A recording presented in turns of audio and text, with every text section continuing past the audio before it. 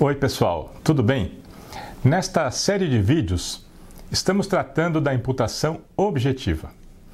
E a imputação objetiva é realizada com base na relação causal que se estabelece entre o evento, também chamado de resultado, e o fator que o gerou, isso é, a sua causa. O nosso ponto de partida é o conceito de causa contido no artigo 13 do Código Penal. Considera-se causa a ação ou omissão sem a qual o resultado não teria ocorrido. Bem, este conceito descreve uma espécie de causa, a causa necessária. E por isso, essa causa é denominada como uma conditio sine qua non, uma condição sem a qual o resultado não teria ocorrido. Guardem esta expressão, causa necessária. Mas, além de uma descrição conceitual de causa, esta fórmula também é um critério de aferição da relação causal. É um método, um instrumento para identificar uma causa. Vamos ver isso melhor. A primeira coisa que devemos ter clara é que esta fórmula não possibilita a descoberta de causas. Não é possível identificar uma causa desconhecida mediante o emprego deste critério. Então, ninguém pode descobrir uma causa dessa forma. A sua aplicação pressupõe que já se tenha identificado qual fator pode ser considerado a causa do evento. O critério só serve para confirmar a relação causal. Então, o critério não serve para identificar a causa. Ele serve para comprovar a relação causal. Só depois que se souber qual pode ser a causa, é que o critério pode ser utilizado. Então, a finalidade do critério é demonstrativa, ou seja, é um meio de prova. O raciocínio elaborado com base nesse critério pretende demonstrar, de forma argumentativa, por que um fator determinado deve ser considerado causa do evento ou não. E o raciocínio empregado para essa demonstração é a eliminação hipotética daquele fator que se imagina que pode ser a causa, e a elaboração de uma conclusão sobre se o evento teria ocorrido independentemente da existência daquele fator ou não. Ou seja, se não tivesse acontecido uma coisa determinada, ainda assim o resultado teria ocorrido? Essa é a pergunta a ser feita. Se a resposta for não, então aquilo é uma causa do resultado, porque sem aquilo o resultado não teria ocorrido.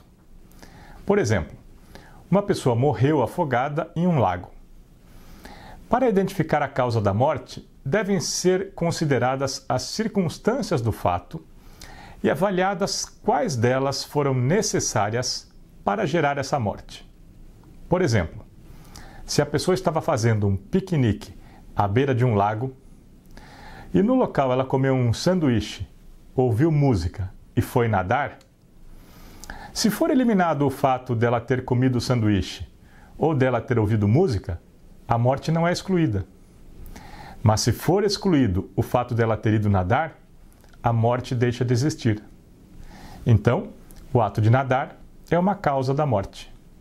Mas os atos de comer um sanduíche e de ouvir música não são causas da morte. Isso parece óbvio, mas demonstra que o critério só serve para classificar como causas do evento ou não os aspectos conhecidos. Só depois de saber que a pessoa foi nadar é que se pode avaliar se essa foi ou não uma causa da morte. Então, o critério é um instrumento para demonstrar o que é causa ou o que não é causa.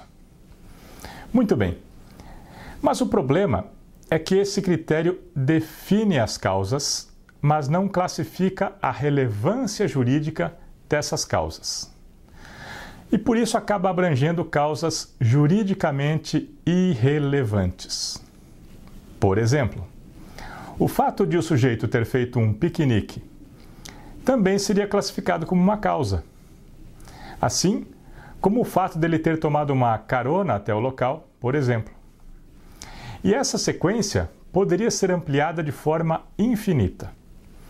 Por exemplo, a venda do carro para a pessoa que deu carona para ele. Essa falta de limites das relações causais é conhecida como o regresso ao infinito. Mas isso não é exatamente um problema, porque, como eu disse, a imputação objetiva, ou seja, a relação causal, somente estabelece a base da imputação. Depois disso, ainda deve ser definida a relevância jurídica das causas. E, para isso, são realizadas outras imputações complementares.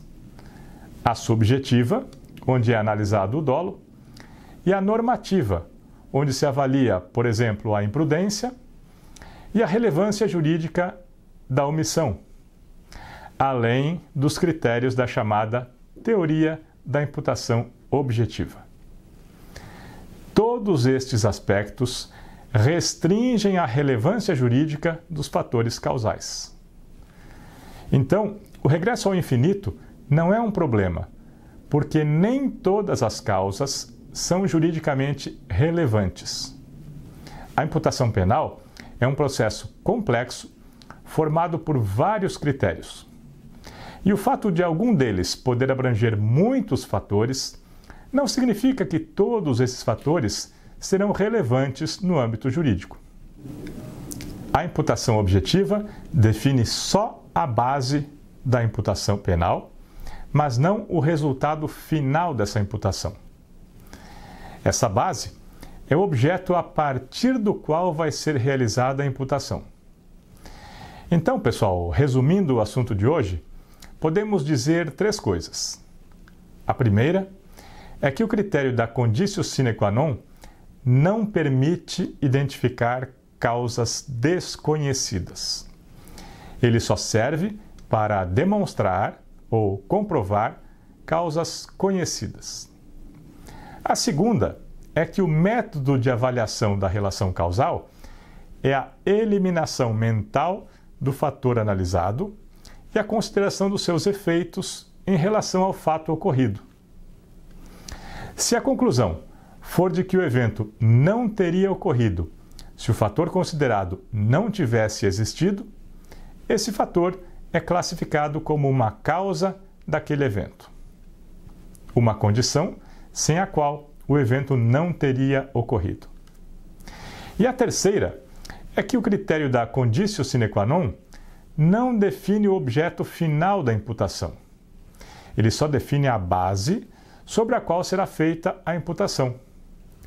Os outros critérios de imputação, a imputação subjetiva e a imputação normativa, vão restringir essa base ao definir a relevância jurídica de cada aspecto integrante da cadeia causal.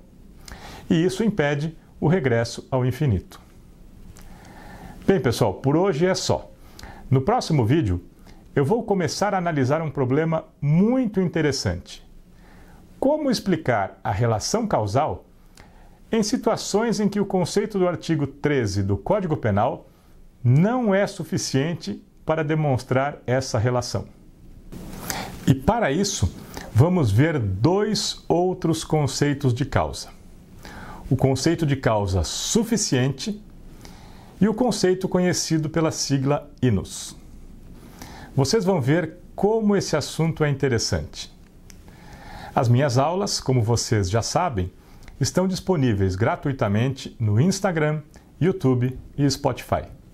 Até a próxima!